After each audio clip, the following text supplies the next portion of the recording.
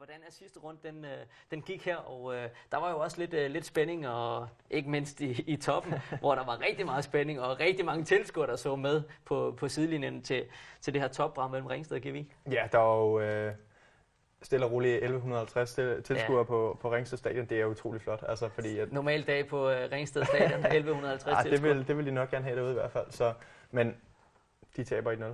De havde jo alle muligheder. Altså, de skulle bare have et uafgjort for at klare sig, men de møder også GVI, som det var jo et brag. Altså, det var et brag, og man kan godt sige, at for Ringsteds vedkommende, så var det ekstra ærgerligt. De brænder jo en friløber ved stillingen 0-0, og det er bittert at se den gå forbi, og så samtidig se, at der bliver lukket ind inden en anden sådan 10 minutter senere.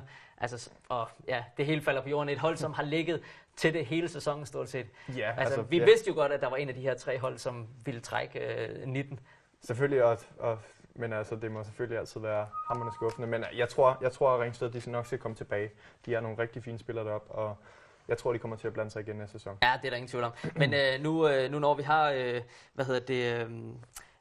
netop den her Ringsted GVI-kamp, så synes jeg lige, vi skal prøve at se i hvert fald sejrssangen fra GVI, da de havde slået Ringsted her på gangene på Ringsted Stadion uden for deres omklædningsrum. Så lad os lige prøve at se, hvordan det gik til, da de stod og festede over 1-0-sejren.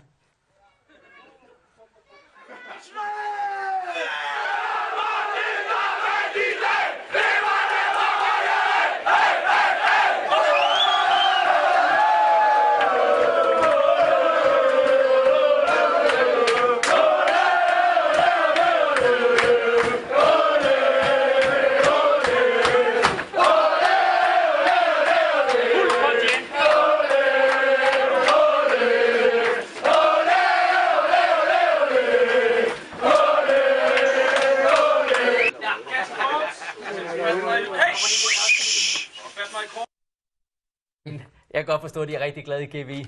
Det var en svær kamp, og de skulle vinde, og Ringsted kunne lukrere på et uafgjort. Men altså, ja, GVI i anden division næste sæson. Det bliver spændende. De har jo, det er jo en klub, som skrev historie. Det er første gang, de i divisionerne. De har hentet nogle gode spillere igennem de sidste par sæsoner. Manne, tror du, vi kommer til at se nogle flere, altså nogle profiler hos GVI i den kommende sæson? Det er svært at spå om, men altså, man kan sige, at hvis man har nogle gode spillere, så tiltrækker det også andre, og nu skal de også have ny træner jo, så det kan også være, at han kan trække nogle spillere med, så det kan godt være, at de kan få samlet et ganske udmærket hold derude. Ja, det er i hvert fald spændende, og i øvrigt, da GVI kom hjem fra Ringsted, så var det jo med en spiller, der løb, jeg tror det var en spiller, der løb nøgen foran bussen med et flag, da de på vejen ind der til klubhuset, og klubhuset var der røde løber og masser af tilskuere. Jeg tror, de havde en rigtig god aften ude i GVI, i hvert fald i lørdags, og fik fejret den her historiske dag for klubben i Gentofte Vanget. Men lad os lige prøve at kigge herned.